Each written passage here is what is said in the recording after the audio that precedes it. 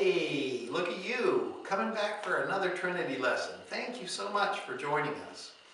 If you haven't already, take a moment and join us in a more permanent way by subscribing. Subscribe to this channel, maybe give us a like on this video, maybe even a comment or a share. All of these things help get the word out there that we are changing the consciousness every Wednesday night by meditating together and empowering these divine energies into the mass consciousness. We do it every week, and this week we are working with the energy of family. Family is very important energy because it's kind of a stepping stone.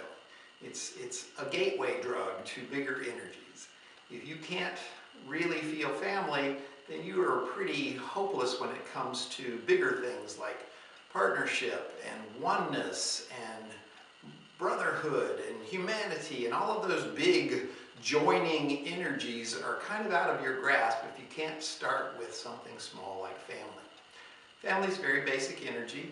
It's primarily just sharing structures together. That is to say, the more structures you share together, the more you feel like a family. Structures like we eat together for dinner. That's a family structure, and if everybody participates, then you feel more like a family. You don't have to participate in the same way. Mom can be, focused on knitting and eating a bite here and there, and the kids can be focused on talking and eating a bite here and there. It still counts. You're participating in the same structure, and therefore you're building a sense of family. Some families can't eat together. Maybe one of the parents works or is on the road a lot, and they have other structures. Family game night sometimes. Holidays are special times. We call each other at a certain time. Any of those structures that you all participate in help build a sense of family.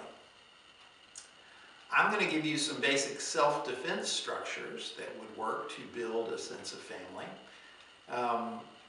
The most important thing is, does your family have some sort of structure for what happens in an emergency? This is one that I used with my kids, and I find it very helpful as a reminder if you're facing some criminal, some bad guy who's threatening you, or looks like it might become a threatening situation, and your kids or your wife or your husband are all around you. You may do something where you put them behind you and you step in front. And that motion right there is a structure. You have to talk to your kids first and say, get behind me when I motion for you to get behind me. That's got to be an agreed upon structure. But if everybody knows that, okay, yeah, we're supposed to get behind Dad and he does this thing, then it's an agreed upon structure, and it is building family. This sense of all of us get in line with this one definition. That right there is a perfect reminder for me of the sensation of family, of everybody lining up behind the same definition.